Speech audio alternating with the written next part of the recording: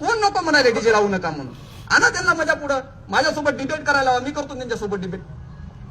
मुद्दा हा आहे की आपल्याला मिरवणूक काढायची आहे आणि ती डीजे लावूनच काढायची आहे. पण मी प्लाझ्मा डीजेच्या विरोधात आहे. उद्या प्रशासनासोबत आपला जो काही डायलॉग होईल, प्रीतम आहेत, सुखदेव चिखलीकर आहेत, अजून आमचे जे कोणी असतील सिनियर, त्यांना घेऊ आम्ही सोबत.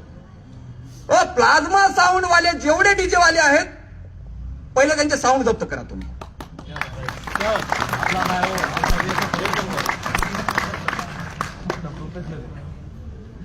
त्याच्यानंतर मायकिंग जे कोणी घाणघाण अश्लील बोलत असेल त्यांच्यावर गुन्हे दाखल करा तुम्ही, त्यांचा साऊंड जप्त करा तुम्ही. पण ज्या गुन्ह्या गोविंदानं मिरवणुका आनंद साजरा करत आहेत, आपापल्या पद्धतीनं जात आहेत, ते आपल्या उत्सवामध्ये मग्न आहेत, आपल्या धुंदीमध्ये मग्न आहेत, तुम्ही अशा मिरवणुका अडवण्याचं काही कारण नाही. आणि पोलीस प्रशासन जर असा दबाव आणण्याचा प्रयत्न करत असेल तर तो दबाव आपण हाणून पाडूया.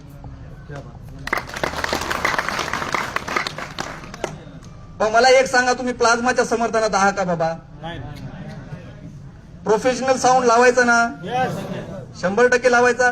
बरं, प्लाझ्मा किती जणांना बुक केला? इमानदारीनं हात वर करा.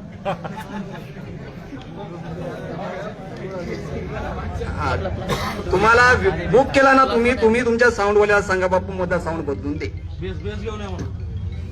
ते टॉप जे आहेत ना, ते टॉप बरोबर नाही, त्याच्यामध्ये प्रेशर मेड आहे. कर्कशपणा जो म्हणतात ना, साऊंड मधला जो क्लीननेस असतो आणि कर्कशपणा जो असतो ते समजून घ्या तुम्ही. प्लाझ्मा मध्ये जो कर्कशपणा असतो, प्रोफेशनल साऊंड मध्ये कर्कशपणा नसतो. त्याच्यामुळे प्रोफेशनल साऊंड लावा. ज्यांनी प्लाझ्मा लावलेले आहेत त्यांनी साऊंड बदलून घ्या, तुम्हाला वेळ गेली नाही. आणि ग्रामीण भागातल्या जयंती मंडळांनाही माझं इथून आव्हान आहे की तुम्ही बिनधास्त प्रोफेशनल साऊंड लावा. ग्रामीण भागातल्या ही जयंत्या ह्या डीजेवरच झाल्या पाहिजे. हे महाराष्ट्र ज्या पद्धतीनं महाराष्ट्रामध्ये आणि देशामध्ये ज्या विचारधारेचा उन्माद चालू आहे, बाबासाहेबांचं गाणं मोबाईलच्या रिंगटोनवर वाजलं म्हणून एखाद्याचा खून करू शकतात. मग अशाच लोकांना बाबासाहेबांच्या गाणे हे साऊंडवर नको आहेत. तुम्ही समजून घ्या हे सगळं. आणि म्हणून प्लाझ्माच्या नादात जाऊ नका, प्लाझ्माच्या भानगडीत पडू नका. हे डीजे वाले बरोबर आपल्या भागा उभे आहेत. तुम्हाला ते खल्लास डीजे वाला माहितीये का? आला का इथं? त्या खल्लासवाल्यावर वनटेंजी केली पोलिसांनी आणि एमसीआर केला त्याचा. म्हणजे साऊंड वाल्यावर जयंती मंडळावर गुन्हा दाखल नाही केला पोलिसांनी.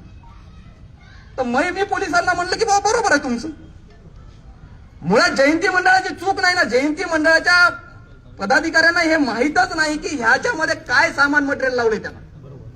त्यानं घेऊन यायला, त्याचा स्फोट झाल्यावर याला जबाबदार जयंती मंडळ आहे काय? काय सुखदेव, आपण जबाबदार आहोत का याला? ही जबाबदारी त्या साऊंडवाल्याची जबाबदारी आहे. आणि साऊंडवाल्यांना तुम्ही क्लिअरली सांगा की तुम्ही प्रोफेशनल साऊंड लावा.